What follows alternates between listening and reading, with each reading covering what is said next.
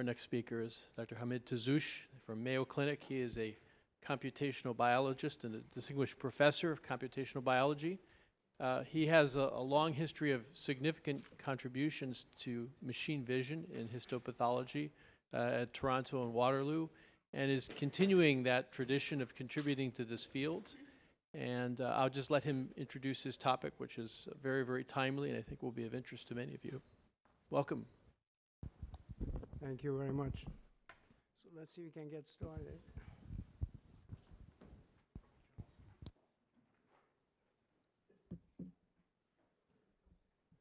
Okay.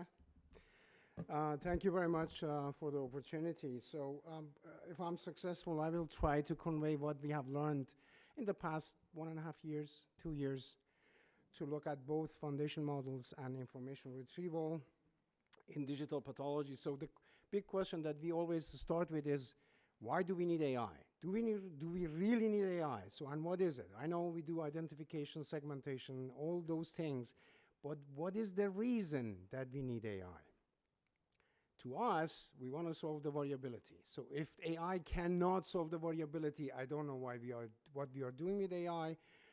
All those segmentation, identification, search, anything, conversations, if it cannot help us to reduce or eliminate variability, I don't know why we are dealing with AI. Of course, in histopathology or in medical imaging in general, we know that we have variability, and this is a scary issue. Even intra-observer variability is a more scary issue that you can ask after a while, and then the agreement of the pathologist with himself, herself, in this case, is 76%.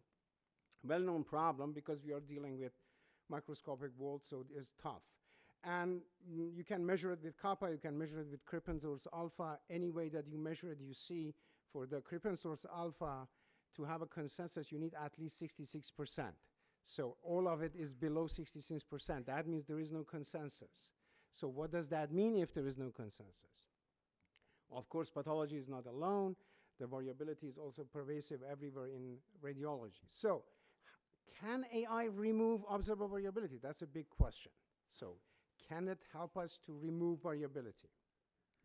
So we think there are 3 ways, and 2 of them we have talked about it in the past, 3 ways that AI could help us. But it is up to us, up to pathologists to accept or not. So either you classify the image, and the classification is yes and no, stage grading, likelihood. What does that mean? When would classification solve the variability? When many physicians accept what the machine is saying. That's not going to happen. So the next one is, if you search for it, you search for the similar patients, biology, histology, background, everything, and you bring back the metadata, the reports, treatment plan, outcome, everything. So what are you expecting here? How should then AI remove variability? So the physician has to accept what many other physicians have said. So if you retrieve correctly, that's more likely to happen. So I would rather trust my senior colleague, the colleagues that I know. I know his judgment, her judgment. So, but the question is, can you really retrieve the right tissue? That's a big question. If you can do that, we may have a chance. The third possibility is generative AI. So you are conversing with a machine, and the machine is answering your question. What are we expecting here? So if all of pathologists trust conversational AI, variability is solved. So that means one physician must trust generative AI. That's a big problem right now. So we have a lot of reasons to mistrust generative AI. So when would AI be trustable? So that we can hope that we are going in the direction of removing variability. So for all of them, classification, search, generative AI, they have to show high accuracy and no bias. Not the case yet. Not the case yet. So for classification and search, they have to show high generalization because generative AI can generalize pretty well if you have enough data. For classification, it needs to be explainable, which is not. Oh, I'm sorry, the activation maps, I don't get it. I don't understand. I'm a computer scientist. I don't know what that means. Computers say, okay, look at here. That's what I'm saying is. Okay, but you're not explaining it. So this is not explanation. But search and generative AI, they can explain. Search explains with evidence, generative AI with explanation, with smart, knowledgeable explanation. And the last one is source attribution, which only search can do. Only retrieval can give you a source for what it says. Classification cannot do it. Generative AI cannot do it. So if you don't have a source, how should I trust you? Because I'm the one, as a pathologist, who signs and says, okay, this is it. So I'm taking responsibility. But generative AI has additionally it should show that no distortion, no hallucination, and so on. So a lot of problem. So what are the fundamental limitations? So learning, if you go classification, is supervised. It gives you high accuracy, but is difficult to explain. Lack of generalization, needs large label data. Search is unsupervised, is agnostic to organ and disease, operates on small data sets. You can have as little as 50 patients and can start using it, using the search and retrieval, and it can explain via evidence the cases of the past. But it has low accuracy and needs expressive embeddings, good networks, and needs extra storage for indexing, which has been widely ignored. When we go generative AI, this is widely self-supervised. Strength is conversation, which impresses everybody, but needs a very large amount of data. By the way, none of us is there. It seems in healthcare, we are not there. AI way ahead of us. We don't have the data. Everything are large archives. Where is the large archive? I don't know any large archive at any major hospital that is readily available, accessible to do these things. We don't have them yet. So completely wrong answer possible. Then you're disillusioned. Oh my God, generative AI just told me something stupid. And expensive maintenance. Maintenance of generative AI is not for small clinics. So it will be monopolized by companies or by large research hospitals. So it's something to think about. So learning needs annotations, search, and guessing. Generative AI is guessing. Yes, it is guessing. It guesses. Most of the time it guesses well. So data, medium to large for learning, small to large for search, colossal for generative AI, for guessing. Because you wanna guess properly, you need a lot of data to learn how to guess. Task, classification, detect, predict for learning. Finding and search is just finding the evidence. It just goes after evidence. Where is the evidence? I try to retrieve it and bring it back. And guessing is generation and conversation. Issues, underfitting, overfitting, not explainable, lack of generalization, bias for learning. For finding, again, low accuracy, bias, and needs extra storage. I'm repeating that again and again from different perspectives. Guessing, distortion, hallucination, no source attribution, not explainable, and bias too. AI cannot solve the problem of bias. Our human society is biased. We are racist, AI will be racist. Very simple. There is nothing moral high ground that we can put in charge of AI. That's not going to happen. So, foundation models. Basically, foundation models, we have large models. So we have a large model, and then we put things in it. It seems we found a trick to not talk about overfitting. We said, okay, my model is overfitting. I make it so big that you cannot even verify that I'm overfitting. And now overfitting has become hallucination. So we have a new name for overfitting. So it seems that something about 300 million parameters, we call it the foundation model. So that's it basically. It's the size, and then the bigger you get, the more data you need to fill it in, and then you can do something. But there is some value into that.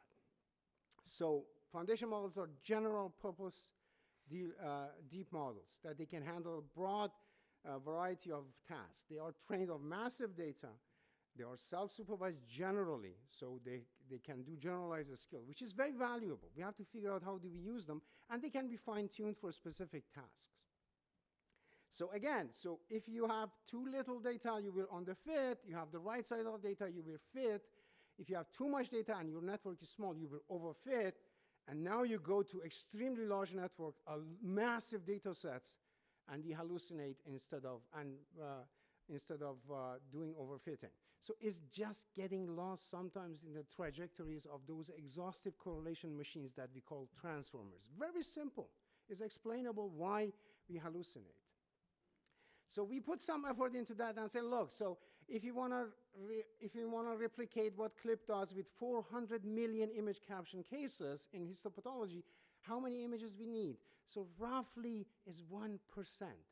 We need at least 1% of the data to hit the industrial norm. That's 5 million whole slide images. Even Thomas Fuchs groups, something that is basically at the moment is the best thing. Hopefully somehow it becomes accessible to everybody that directly or indirectly has 1 million. So 5 million minimum to reach that trust level of function such that we can get good embeddings, which is good representations. If you have a foundation model properly trained, and I'm sure, I don't know, is it 5 million? Is it 4 million and a half? Is it 6 million? Is not 200,000. It's not 300,000 whole slide images. It's much more than that. So if we have it, we have fantastic tissue representation. And maybe we don't need annotations anymore. So when is a foundation model a foundation model? Why? It has to do zero-shot learning. And it has to have quality of embedding. If your foundation model can be beat by a regular CNN that was trained on TCGA, this is not a foundation model. You just have yet another fine-tune, and you just wasted a lot of storage and GPU hours. It's not a foundation model. If you cannot do zero-shot, and if the expression, the quality of your embedding is not expressive enough. So this paper, for example, reported 81% accuracy for image search. So we said, fantastic, we need this type of stuff. Let's test it. We tested that, and that model was beaten by a CNN. So again, the methodology is great, the topology is great, the team is great. Where's the problem? The data. Garbage in, garbage out. Twitter data? Of course, 200,000 Twitter data, and some of them are screenshots. You don't even know at what magnification, so not high quality data. A CNN trained on TCGA will beat you. A CNN that is not a foundation model. So it's not about the size, it's about also the quality of data. Of course, we know that. Yes, we know that. But I think, so, and that one of them again is a CNN, is an ordinary CNN. It's not a foundation model. Not 200,000 images from Twitter, 240,000 patches from TCGA, from multiple hospitals. Largely high quality data. Yeah, there is a lot of debris and ink marking and things like that on TCGA, but fundamentally good data coming from hospitals directly.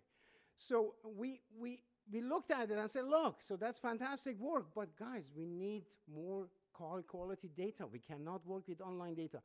I'm sorry, I do not trust things that are being done with online data, with internet data. We have to get more serious. Again, so I mentioned the Thomas Fuchs groups again. This is the type of works that we have to do. And one of the challenges is, how do we make it then available?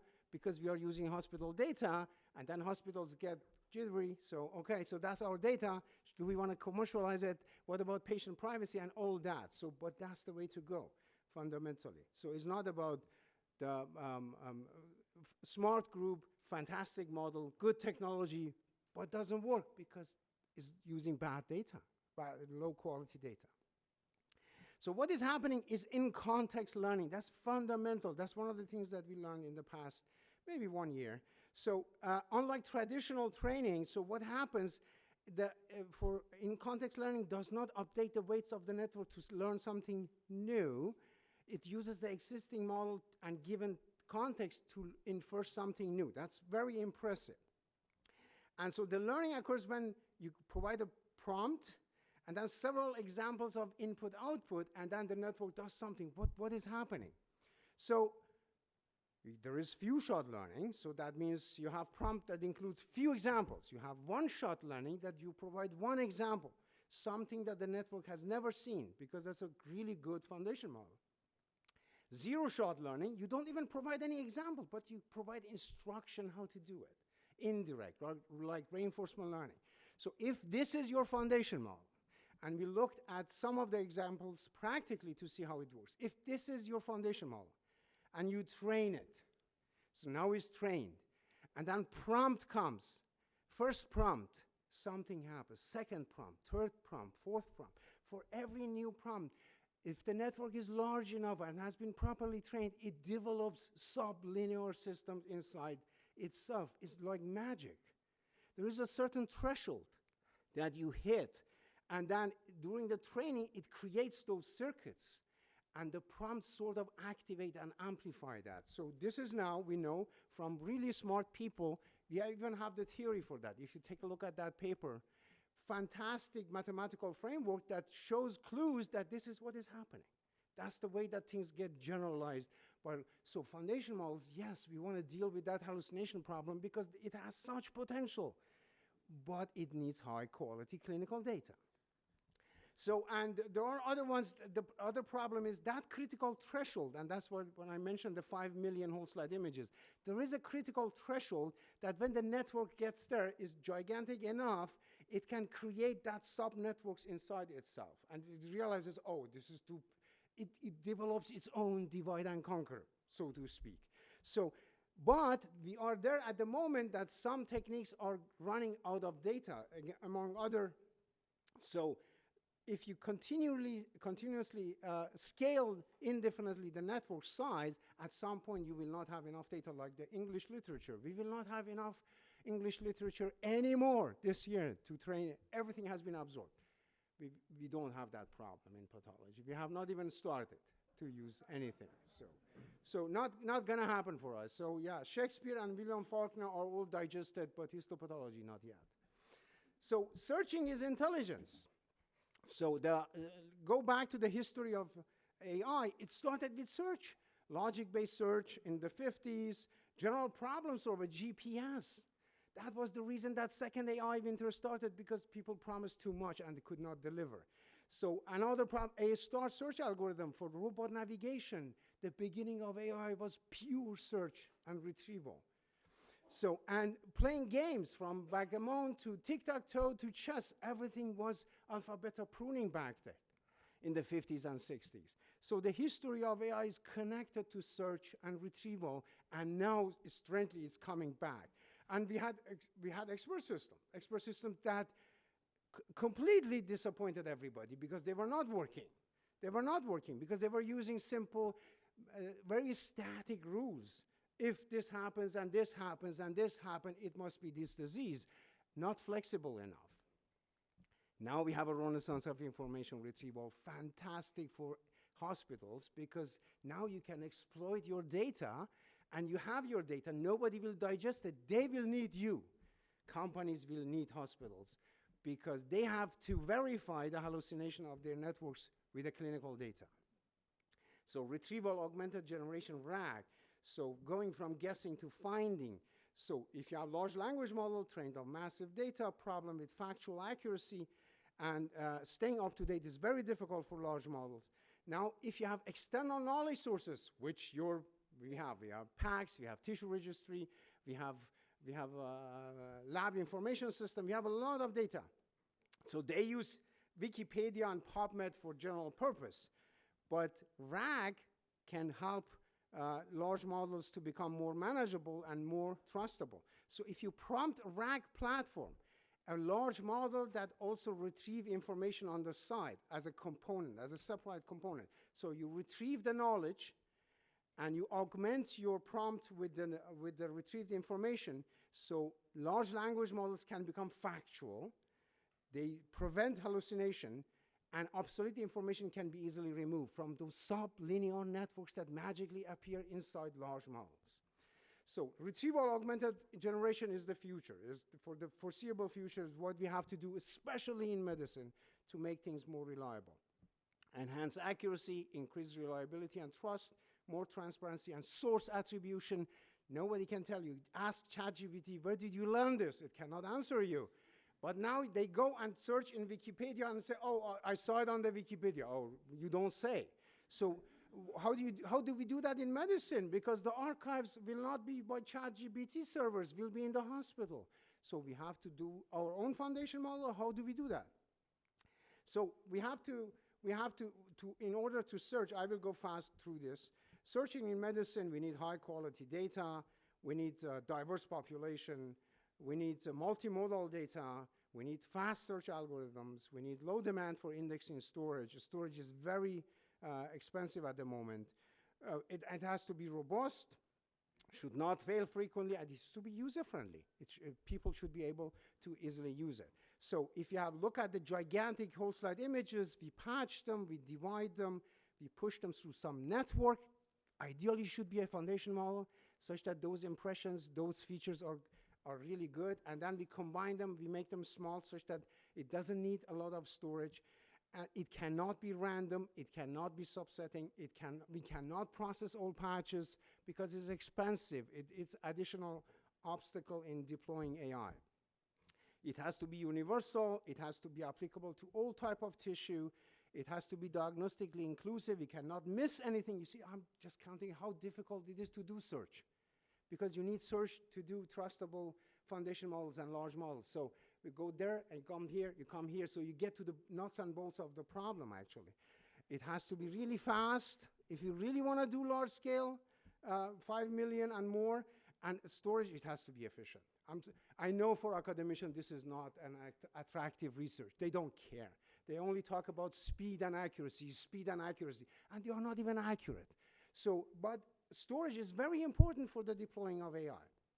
So you get your images, you patch them, you put them through a good network, you index them. Now we have our atlas of evidence. Now we can connect it through retrieval augmented generation to large models. You see where I'm going with this? So I want to really deploy large models, but I cannot because they are not trustable, so I need information retrieval. I go back and say, do we have it? No, we don't have it. Oh, okay. So we have to solve this before we can. So if I send an image, we find similar cases, we have metadata, the pathologists who ask that, the information come from other pathologists.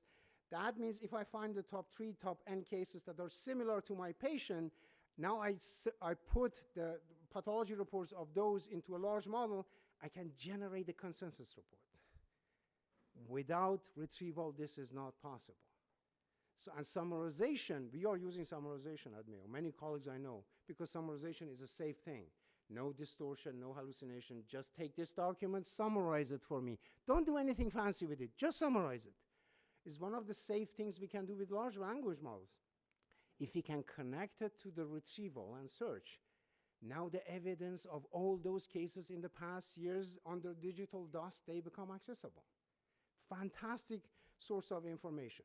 Okay, so what about that? This or that? Both of them. We want both.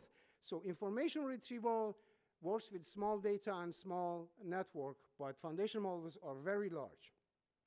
So the strength is that information retrieval convinces you through evidence, foundation model convinces through knowledgeable conversation. Very different. And they complement each other. Fantastic, as if somebody has set it up.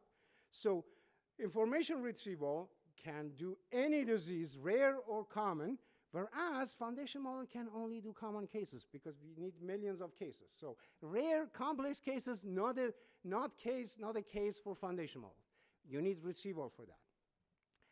Interestingly, information retrieval is explicit. Foundation model do the same thing, but in an implicit way. So it's a different way of processing the data.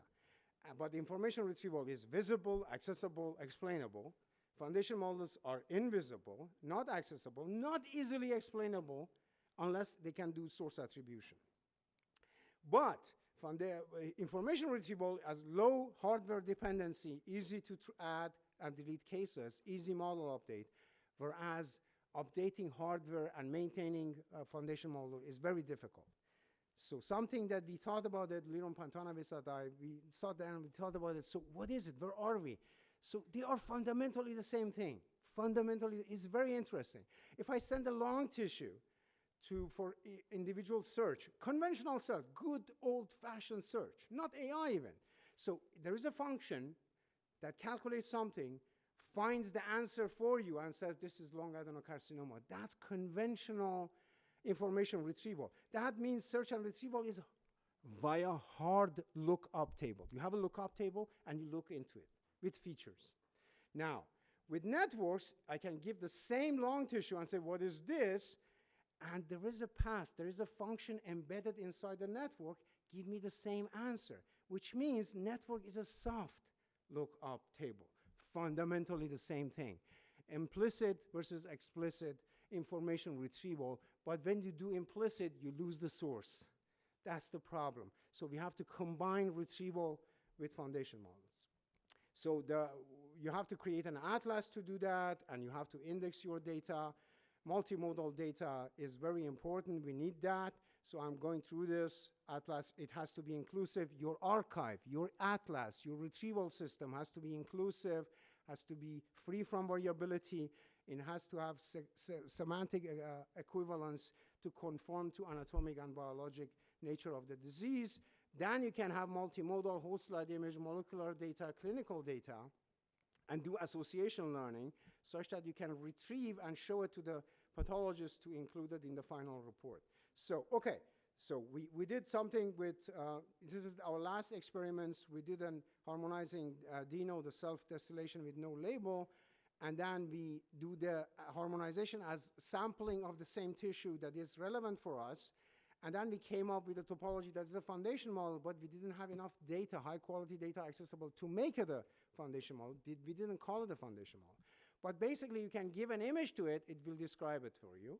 Or you can give a description, and it retrieves for you. So you can go from image to text, from text to image. This has been done before in a different way. We did a cross-modal. Training was very difficult because at the same time, it has to learn the report, the description, and the image at the same time. So we looked at it, 22 distinct primary diagnoses for breast cancer, not just ductal and lobular, also strange ones, rare ones, adenosis, papillary, so things that you don't usually see in the papers. And we look at the recall at 5. We do that both for patch and WSI level. We included description for WHO descriptions that had not been seen during the training. Very promising, very good.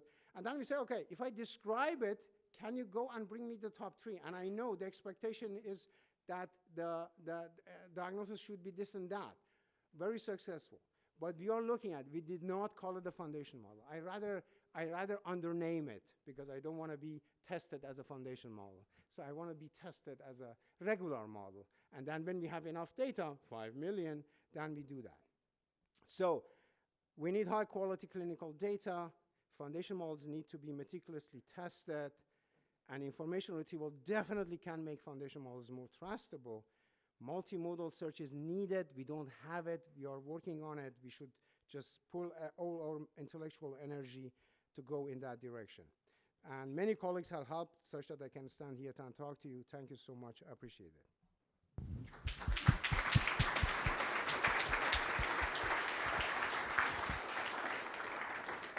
Thank you very much. We have time for some questions.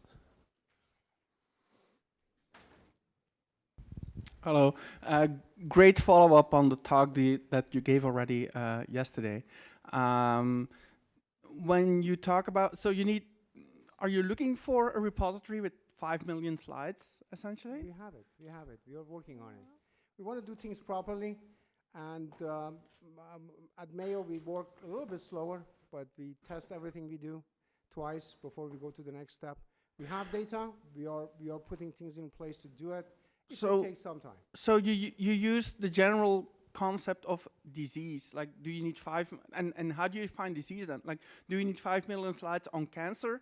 Do you need 5 million slides on prostate cancer, or on something more specific like BCIS in breast cancer? It depends how you design it. You can design it to be independent of the diagnosis. You just need to know multimodal, and then the way that the topology is laid out will determine what type of data you can do, because the main thing is the self-supervision. What is the self-supervision? What is the task that's in a self-supervised manner should be learned? We have some design, but we have not done any initial test yet because we are waiting for our data to be reconciled in one place, and then we can start doing that. Okay, thank you.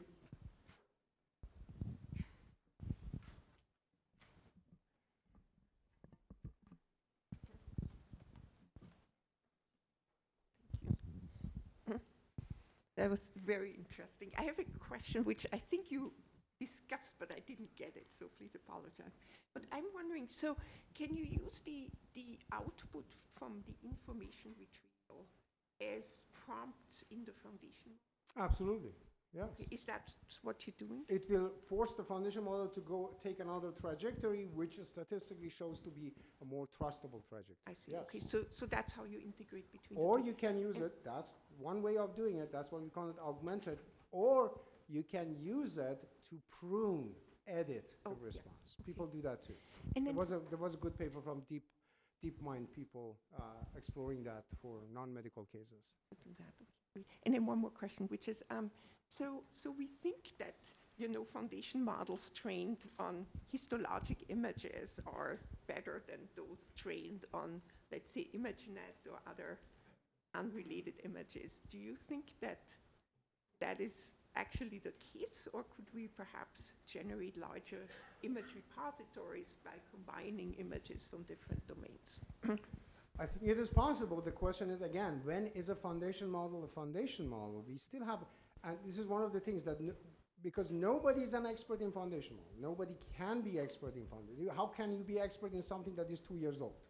Nobody is an expert in, you may be an expert, of course, you may be an expert in artificial neural network. I would consider myself cautiously as an expert in artificial neural network. But this just got started. We don't know. But if a foundation model is really a foundation model, if those linear subnetworks have been formed, if you have crossed the critical scaling threshold for the data, then yes, absolutely. So we can do that. Just as a final quick question, hopefully it's a quick question. If you train on multi-axial data in addition to the imaging data, if it's available, does that enrich the cross-linking and utility of the foundational model so that you don't need as many cases? It depends on the topology. The topology has to be laid out for that, and then you will need a multi-loss function which will make the training more difficult. But yes, it is possible. Okay, great. Thank you again.